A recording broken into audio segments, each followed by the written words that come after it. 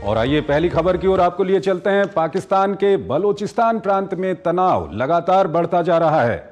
एक तरफ यहां पाकिस्तानी सेना और सरकार पर विभिन्न तरह के आरोप और पाकिस्तान से अलगाव की मांग को लेकर विरोध प्रदर्शन हो रहे हैं, तो वहीं दूसरी तरफ बलोच अलगाववादी संगठन लगातार हिंसा का सहारा ले रहे हैं। ताजा घटना में क्वेटा से लाहौर जा रही बस को अगवा किया गया और यात्रियों की पहचान पूछकर 9 लोगों की गोली मारकर हत्या कर दी गई। ये रिपोर्ट देखिए। लंबे समय से चरमपंथियों की गतिविधियों का केंद्र रहा उत्तरी बलूचिस्तान उस वक्त गोलियों और धमाके से थर्रा उठा जब बलूचिस्तान लिबरेशन फ्रंट के लड़ाकों ने एक बस को अगवा कर उसमें सवार 9 लोगों की हत्या कर दी। दरअसल गुरुवार देर रात क्वेटा से लाहौर जा रही एक यात्री बस को कुछ हथियारबंद लोगों ने रोककर 9 यात्रियों को अगवा किया और फिर उन्हें पहाड़ी इलाके में ले जाकर गोलियों से भून दिया। स्थानीय अधिकारियों के मुताबिक हमलावरों ने बस से यात्रियों को उतारा, पहचान की और फिर गोली मार दी। अधिकारियों ने बताया कि हत्या के तरीके से लगता है कि हमलावर पहले से योजना बनाकर आए थे और टारगेटेड किलिंग को अंजाम दे रहे थे। प्रतिबंधित संगठन बलूचिस्तान लिबरेशन फ्रंट ने हमले की जिम्मेदारी ली है। हत्या की घटना के बाद पाकिस्तानी सुरक्षा बलों ने राजमार्ग पर यातायात को बंद कर अपराधियों का पता लगाने के लिए बड़े पैमाने पर तलाशी अभियान शुरू कर दिया है। इस बीच अशांत बलूचिस्तान के क्वेटा, लोरलाई और मस्तूंग में भी उग्रवादियों ने हमले किए, लेकिन सुरक्षा बलों ने इन हमलों को विफल कर दिया। ये पहली बार नहीं है कि उग्रवादियों ने पंजाब प्रांत के लोगों और बलूचिस्तान के विभिन्न राजमार्गों पर चलने वाली यात्री बसों को निशाना बनाया है। इसी साल जनवरी में बलूचिस्तान के तुर्बत शहर में बलूचिस्तान लिबरेशन आर्मी के लड़ाकों ने एक बस में बम ब्लास्ट कर दिया था, जिसमें 6 लोगों की मौत हो गई थी। इस घटना के बाद बीएलए ने वीडियो जारी कर हमले की जिम्मेदारी ली थी।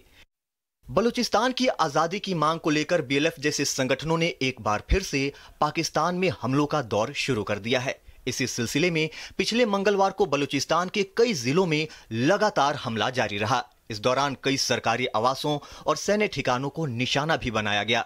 अलगाववादी संगठन बीएलएफ ने अपने हमले को ऑपरेशन बाम का नाम दिया है। ऑपरेशन बाम इस इलाके में बढ़ती विद्रोही क्षमता को दिखाता है, जो दक्षिणी पश्चिमी प्रांत में अस्थिर सुरक्षा माहौल की तरफ इशारा करता है। ताजा हमला हाल के दिनों में बीएलएफ द्वारा किए गए सबसे बड़े हमलों में से एक है, जो बलूच बहुल प्रांत में चल रही अशांति और अलगाववादी तनाव की तरफ इशारा करते हैं। दरअसल अलगाववादी संगठन लंबे समय से पाकिस्तान सरकार पर बलूचिस्तान के संसाधनों का दोहन करने और उसके लोगों को बुनियादी अधिकारों और स्वायत्तता से वंचित करने का आरोप लगाते रहे हैं।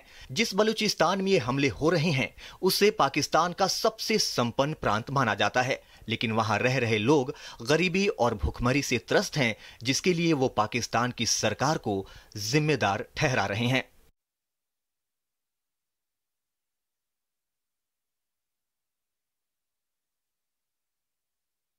उनसे हम बातचीत करेंगे। अरविंद जी, बहुत बहुत स्वागत है आपका हमारे इस कार्यक्रम में।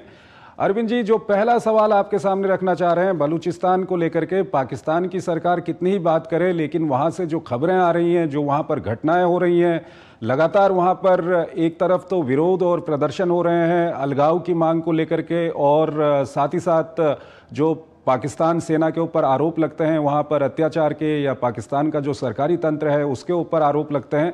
दूसरी तरफ ये जो घटना हुई है, 9 लोगों को गाड़ी से उतारा गया, उसके बाद उनकी पहचान पूछकर उनको गोली मार दी गई। पंजाबी लोग थे ये। क्या कुछ कहेंगे अरविंद जी? बलूचिस्तान इस समय बड़ा अशांत इलाका है और इसकी जो वजह है वो बड़ी पुरानी है। 1947 में जिस समय बंटवारा हुआ था इंडिया पाकिस्तान का, उस समय कलात नाम का जो एक अलग प्रांत था जो कि इंडिपेंडेंट था, और उन्होंने इंडिपेंडेंट की घोषणा भी की 4 अगस्त 1947 को।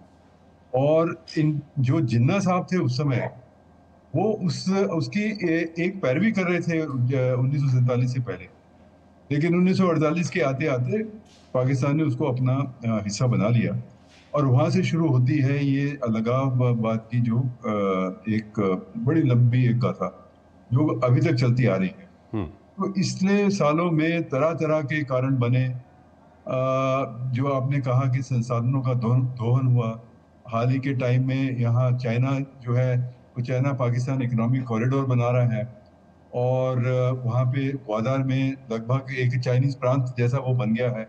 बलूचियों को वहाँ के कोई किसी प्रकार के काम नहीं मिलता और वो अपने संसाधन दोहन होते देख रहे हैं।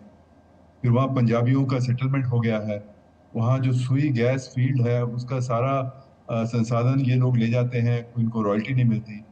फिर पिछले सालों में देखा गया है कि बड़ी एनफोर्स्ड डिसअपेरेंसेस हो रही हैं, लोगों को रातों रात गायब कर दिया जाता है। पाकिस्तान की जो आर्मी है उसका एक बहुत बड़ा एक उसके खिलाफ आक्रोश है, जो पंजाबी वहाँ आके बसे हैं उनके खिलाफ आक्रोश है। तो ये बहुत ही एक कॉम्प्लेक्स और बहुत एक जटिल समस्या है। और पाकिस्तान की तरफ से जो शुरू से लेके 50, 60, 70 और बाकी अभी हाल ही के दशकों में कोई ऐसी एक गंभीर पहल नहीं की गई है कि जो उनकी जेन्युइन प्रॉब्लम्स हैं उनको किसी प्रकार से एड्रेस किया जा सके। तो ये जाहिर है कि इस प्रकार से एक रोष है, आक्रोश है, और वो अब हिंसा का रूप ले रहा है और तरह तरह के वहाँ ग्रुप्स आ गए हैं। तो इसको किसी एक को ये हिंसा तो एक ठीक नहीं मानी जा सकती, लेकिन इसके जो मूल कारण है उसको एक उनका हल करना, उसको एड्रेस करना, ये पाकिस्तान सरकार का जिम्मा है, जो कभी नहीं कर। ठीक है अरविंद जी, यहाँ पर आपसे ये समझना चाहेंगे कि जो बलूच अलगाववादी वहाँ पर हैं, दो तरह के लोग हैं। एक तो जो अहिंसक संघर्ष वहाँ पर कर रहे हैं, सड़कों पे बैठे हुए हैं, प्रदर्शन करते हैं, उनकी तरह तरह की मांगें होती हैं अलग अलग समय पे, लेकिन कहीं ना कहीं वो मांगें जो है कन्वर्ज करती हैं अलगाव को लेकर के, अलग बलूचिस्तान की वो मांग करती हैं।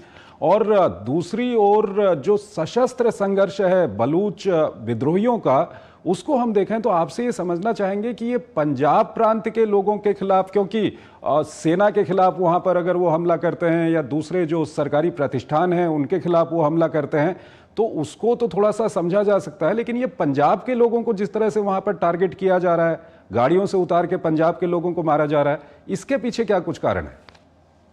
देखिए, वो पंजाब जो है, आप जैसे जानते हैं कि पाकिस्तान का बलूचिस्तान सबसे बड़ा प्रोविंस है। उसके पास लगभग 40% पाकिस्तान का एरिया वो बलूचिस्तान का एरिया है, और उनकी पॉपुलेशन केवल 5% है।